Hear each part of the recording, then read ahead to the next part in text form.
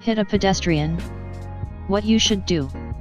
According to the National Highway Traffic Safety Administration, more than 60,000 pedestrians were involved and subsequently injured in a traffic accident in 2006. If you were to hit a pedestrian while your vehicle was traveling at more than 30 miles per hour, they are likely to be seriously injured, if not killed. However, a car traveling at just 10 miles an hour can severely disable someone.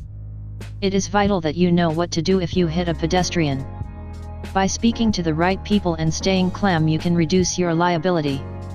You may also want to consider learning a little more about the rules of fault, and how injuries, as well as damages, are compensated for.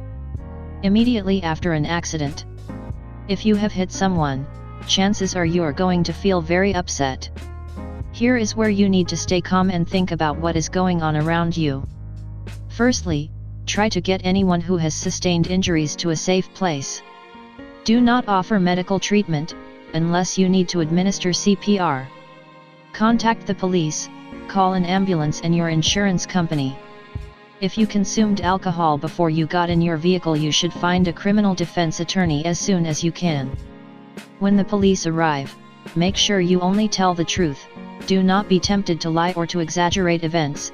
Simply explain how the accident took place when speaking to your insurance company.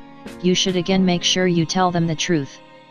Please read our article What You Should Do at the Scene of a Car Accident for more information.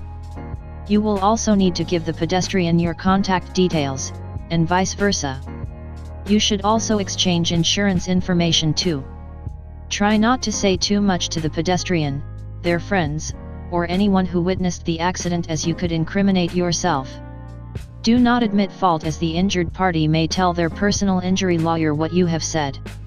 You may be asked to speak to the injured party's insurance company or their attorney. You should not do this, as you could incriminate yourself. Your insurance company and your lawyer should be the only ones to communicate with their insurance company or attorney. Determining who is at fault. When someone is hit by a driver, the question of blame will be passed around. Fault is usually determined by negligence, more specifically, who may have been negligent at the time of the accident. Anyone who does not act with a reasonable standard of care could be considered negligent.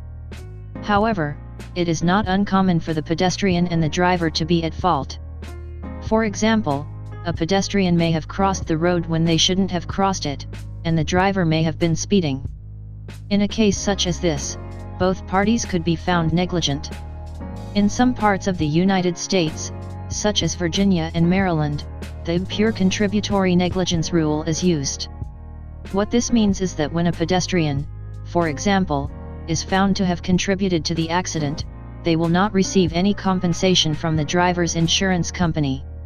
Some parts of the United States use a comparative fault rule, which allows the pedestrian to receive compensation even if they were partly at fault. Police reports. It's very likely that the police will want to take a statement from the pedestrian, you, and any witnesses to the accident. They may decide there and then as to who was to blame for the accident, or they may decide at a later date.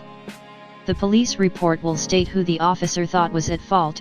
However, some insurance companies may disagree. This is because they will send an insurance adjuster to view the damage to the vehicle and injuries to those involved.